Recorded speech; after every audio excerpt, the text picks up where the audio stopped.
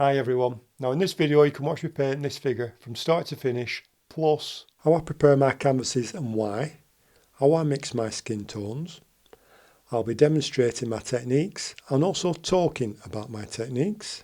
And then I'm going to show you those most important finishing touches. Now while I'm just getting started here covering some of this white canvas, I'm covering it actually with a blue-grey mix which I've diluted with Odourless mineral spirits. So while I'm doing that, I would just like to show you how I prepare my canvases and why. When you buy a canvas like this one, this is still in its wrapper, it will probably say double or triple primed. My advice, just ignore that. Give the canvas an extra 2 coats of gesso. Right, this diagram shows 2 canvases, exactly the same canvas. However, this has only got the thin coat of gesso. This is how your canvas normally comes when you buy it.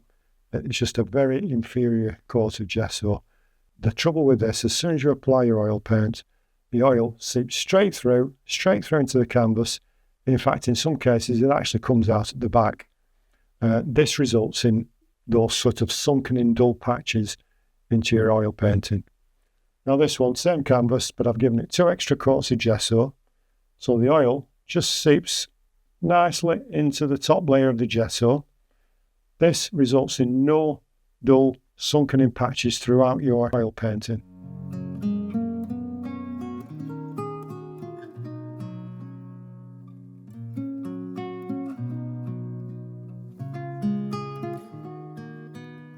It really is amazing how many skin tones I can actually mix just using these 4 colours.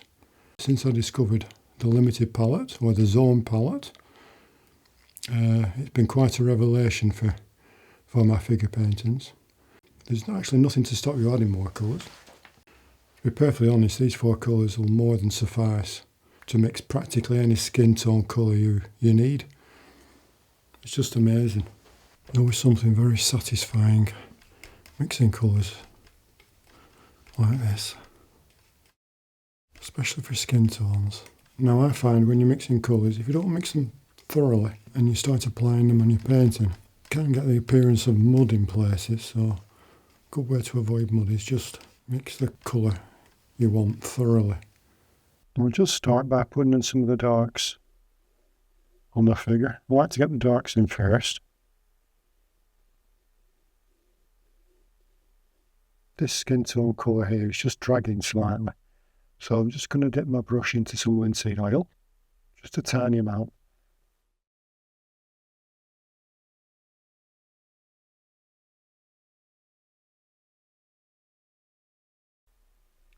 Now this paint's going on beautifully with just this small amount of linseed oil in. And you can see now why, as I mentioned earlier, the importance of just getting that surface, preparing your surface of your canvas properly. Just takes this paint beautifully.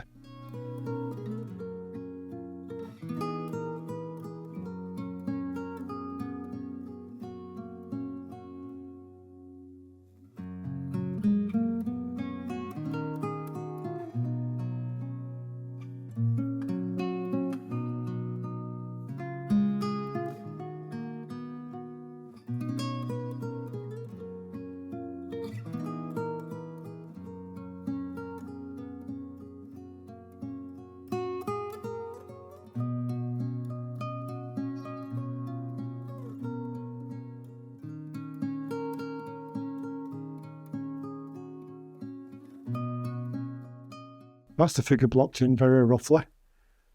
So the next stage, I'll start putting a little bit more colour on, get some of the muscle tones in a little bit more. Now I've just added some darks to these skin tones. I'm just going to add some cadmium red now just to get the colour up a little bit. So I'm going to work on this section first. Now it's still quite wet because I've added linseed oil. You see what I mean about pre-mixing the skin tone colours? It's just so easy just to dip into each one so you can focus on the actual painting. While I'm painting the skin tones, I like to leave small brush marks in. It just has a more natural look and feel to it. If you paint the skin tones too smooth and blend the colours too too much. It starts to look like as though it's been airbrushed on, and it gives the whole figure a plastic look. Now all the colours I put on yesterday are still wet. They just have that little bit of a bit of stiffness to them. They're still workable, so I can still blend. Just got to put that little bit of extra pressure in there. That seems to be taking shape now.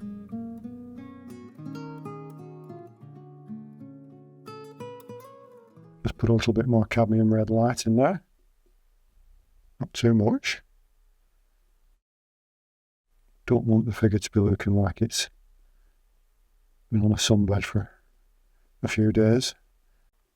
Came into the studio this morning and the strong smell of linseed oil. Oh, I just absolutely love that smell.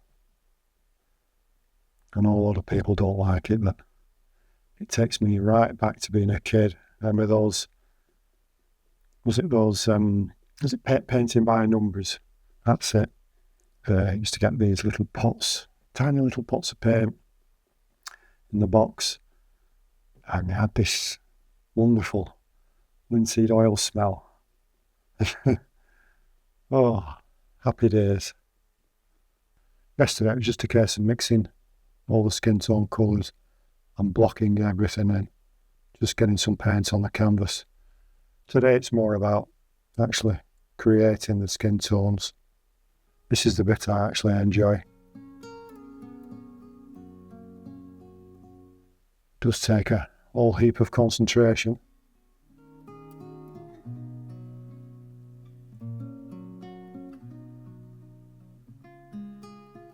Especially when I'm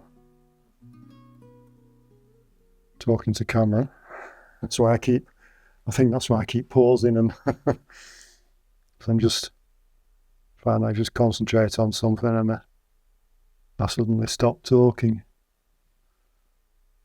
Just this line I want to soften. Now, if you ever do soften something with a fan brush, when you're using a fan brush, you want to make sure it's actually dry. So I have quite a lot of these fan brushes. A few strokes with this and then this really won't be any good for blending. This is quite a good quality wise. This is actually a Kolinsky Sable fan brush. So I don't tend to use the fan brushes for applying paint. It's more for just softening and blending certain areas. Because you need an extraordinarily soft brush, soft bristles on a brush, especially when the paint is very wet. Otherwise you just take more paint off than, you try to blend and it just takes paint off. Even there it's struggling a little bit.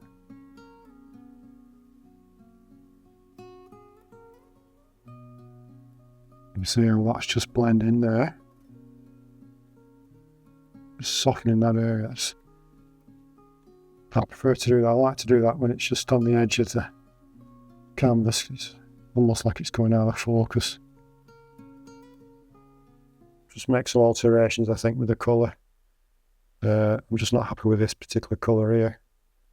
I mean, it's just a case of going backwards and forwards, just trying to get the colours just right. Okay, so let's have my lunch now and I'll come back and do that later and I'll work on the rest. With the paint being wet, the light is actually catching the brush marks and it's quite difficult to see just what I've been doing. So what I tend to do, I use a fan brush, just take off those brush marks that are reflecting the light so I can just see exactly what I'm painting. I find stippling the paint on and scumbling as well just gives it that nice, gives you those nice soft edges. As I said before, I tend to use quite old brushes for this technique. I'm sure if you Google stippling and scumbling techniques in painting,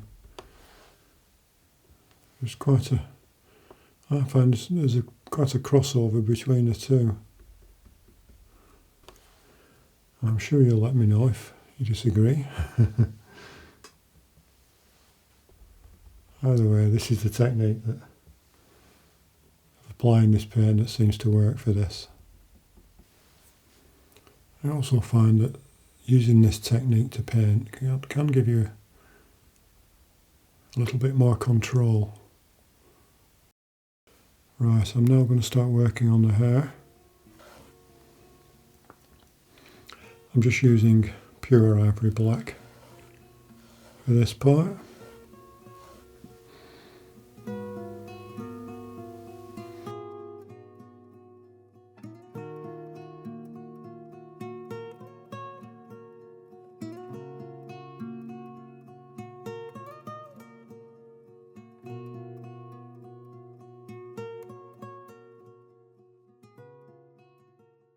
And I'm just going to rub these darks with my finger.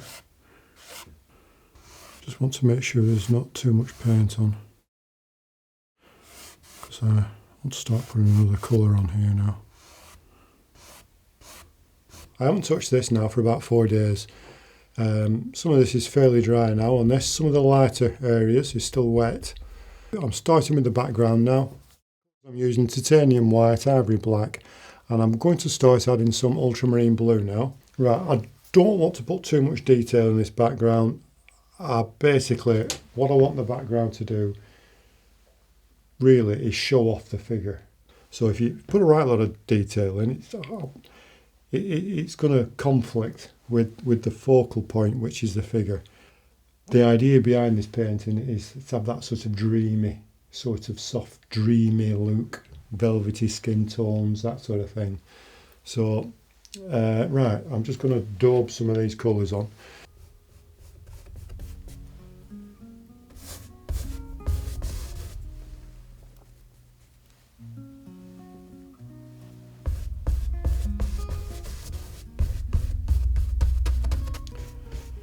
And again, I'm not putting this paint on too thickly. Now these dark colours I'm adding here should be fairly dry tomorrow, because I have added some liquin medium to this.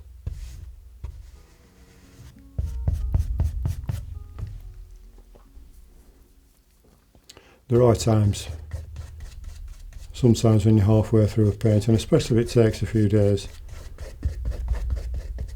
you tend to, well, I suppose you realise just how difficult it is. Some paintings are quite difficult, particularly figure paintings. You just tend to get these pangs of, you just tend to lose your confidence a little bit. It's so tempting sometimes just to give up. But no, once you start, it's always important just to carry on, because it's surprising, that's when you really start to learn. And sometimes people have said to me that I make it look easy. Trust me, it is not easy.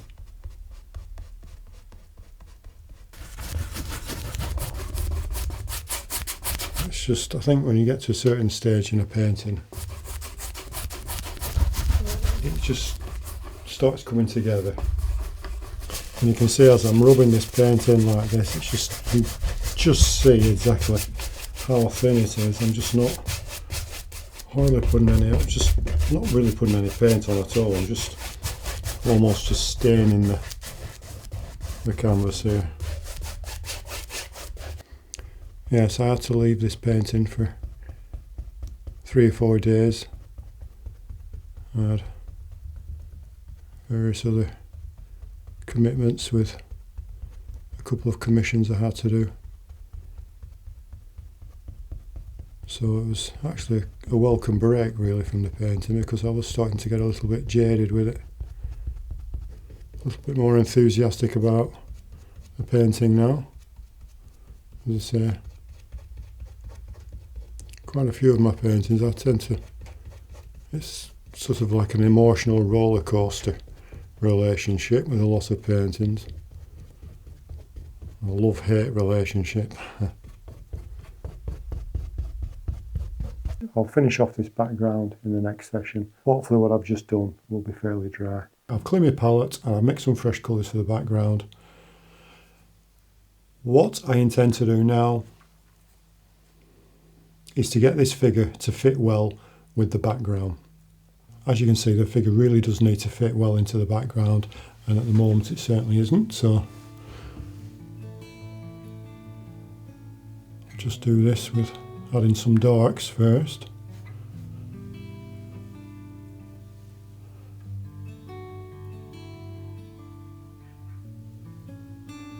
Again, careful not to overload my brush.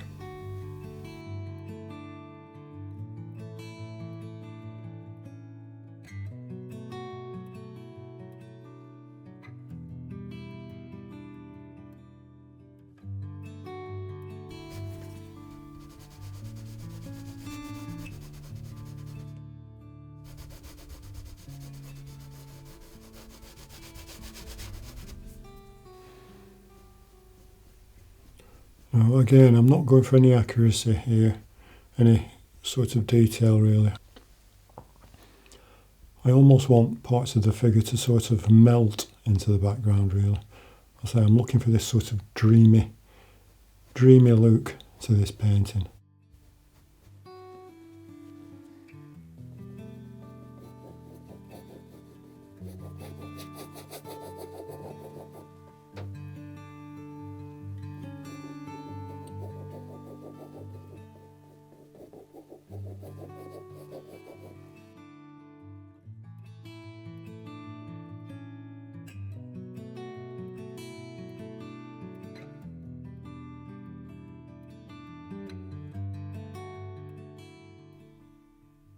Right, well, as I'm just working on this bit here, I've just realised really that I think I've probably overworked this a little bit. I mean, a lot. This, I think, is because I was just demonstrating that to the camera, and it just can affect my concentration occasionally.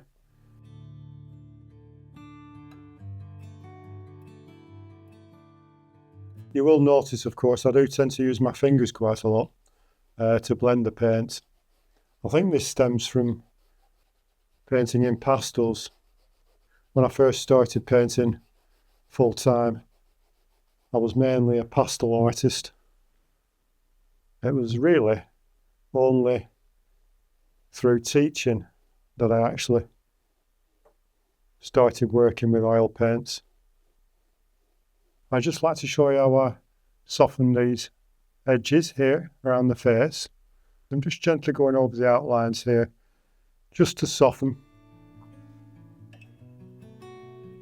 these edges.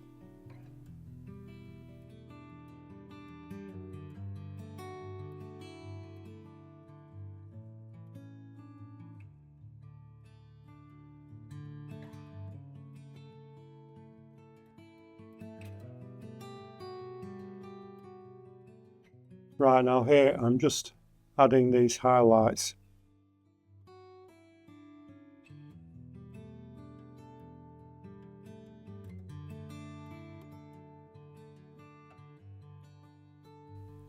I think that's one of the beauties of using the Zone palette, because you're only using the 4 colours. So it's very easy to replicate some of the existing colours you already have on the canvas.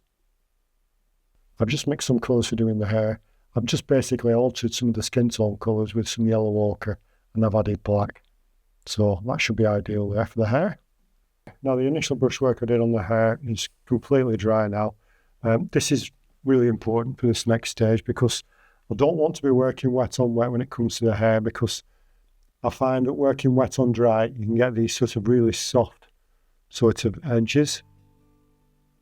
So I'm just lightly brush over using the colours I've just shown you.